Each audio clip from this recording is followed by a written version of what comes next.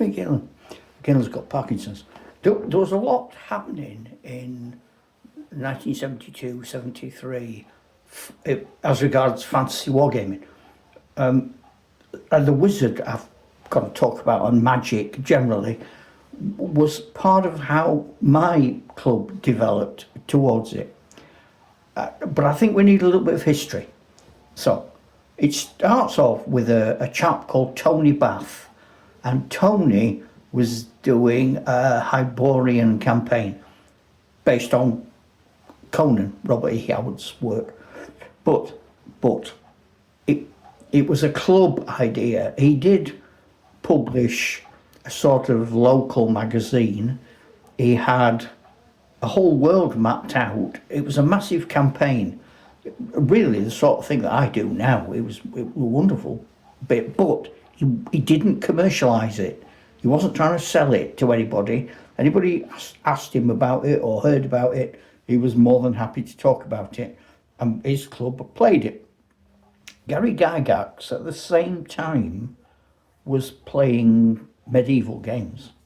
And I don't know, I suppose at some point he or someone close to him in the club said, what if we stuck a wizard in there? Because everyone was starting to read Lord of the Rings. Everyone was getting into fantasy. So it's not a big stretch of the imagination to say, let's put a wizard into our medieval games or our Dark Age games, or students reading the Mabinogion, the Welsh myths, Arthurian legend. So that's not a big stretch.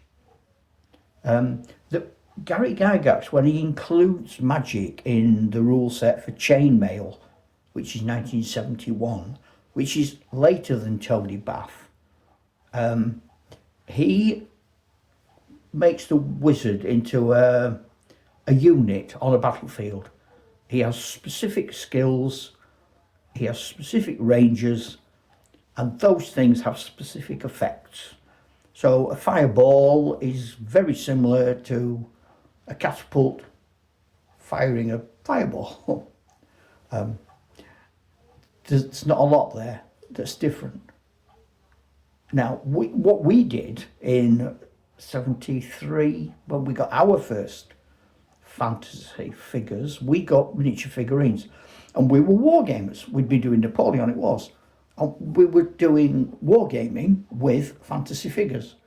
So we had an elf unit was the same size as a Prussian infantry unit. Goblin units were the same size as French units, and so on. And the rules were Wargames Research Group, and what we did was we had a little adapt. So we said, I know, let's make elf bowmen like Welsh longbowmen at Cressy, Poitiers. They were brill. And we'll make ordinary bowmen just like ordinary bowmen. Crossbows are already in there. So it wasn't hard to adapt Wargames Research Group, but wizards were. Why do you put a wizard in? There's no wizards. Now, what we came up with quite quickly was we gave wizards 5 skills, and we were very much in they have to be proven. So historical games are not a problem, because you can say the French had voltigeurs. There you go, I can show you that. But for fantasy, it got harder. It got to the point where people were reading peculiar books, or even writing their own, saying, look, I've written that. Why is that any less valid than that's on a shelf? But yeah, that happened. But anyway, so we decided we were going to base because we were doing wargaming based on Lord of the Rings. The miniature figurines 1970s range was licensed from the Tolkien estate to re-fight battles from the Hobbit, Lord of the Rings. So you might do the Battle of the Five Armies, Pelennor Fields, Helm's Deep, those sorts of battles. And you would reenact them and fight them as you would have done a Napoleonic game. And you had Tolkien's maps, and that's where your campaign maps came from. So we said, okay, the wizards, there were only Radagast the Brown, who does very little, Saruman and Gandalf are the 2 principal ones. What can they do? Well, Gandalf shows you hints of what he might be able to do when he is beneath the misty mountains and goblins come. There's a big explosion, presumably Gandalf, so he can do that. He can just cast a fireball. He can, we think, make some major killing spell, because during the Battle of the Five Armies, he lurks about with the command as if he's building himself up ready to unleash some terrible power. But at a place like Helm's Deep, he's not whizzing spells all over the place. He's not turning people into frogs. He's got a limited power. When he comes out of Helm's Deep, you could argue that he has some sort of charismatic force, or is it him and Shadowfax, the horse, whatever, but he drives through the Uruk-hai. They can definitely challenge each other wizards, because Gandalf is beaten by Saruman originally, and then he beats Saruman later on. So we know that happens. Summon animals. Those, there are things you can prove from the book. So we said, make it simple.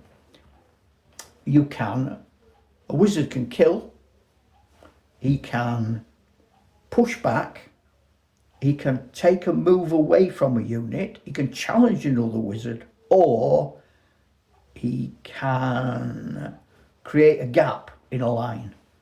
And they were the only things, and you had 5 spells, and when you've used them, you've used them. You can only do them once. So what you would do, you'd say, I am going to part your men down the middle. Okay. So I do that. And then I throw a d6, and if I got a 4, they would go 4 that way, and 4 that way. I've created an 8-inch gap down the middle of your line. Kill, again, throw a d6, that's the number of troops you kill in front of you. Challenging a wizard, you just said you were doing it, and then both wizards would fight by throwing d6s, highest one. I think we said you had to win by 2. Otherwise it was a bit coin flip. And once you'd done that, you'd lost your wizard anyway. So you could stop a unit. They're about to shoot all their arrows at me. All right, stopping them. And the wizards were fallible, so they could easily be killed if they got too close to the action. And they had specific ranges in which they could operate. So if it's a verbal spell, they had to be within 6 inches of the unit, otherwise the unit wouldn't have heard them say it. Which meant they were quite vulnerable to attack and archery. So that's what we did. That's it. There you go. That's our rules. That's all we had. Science Shield delivered. Bish, bosh, bash. Magic. Hey, ta-ra, chuck.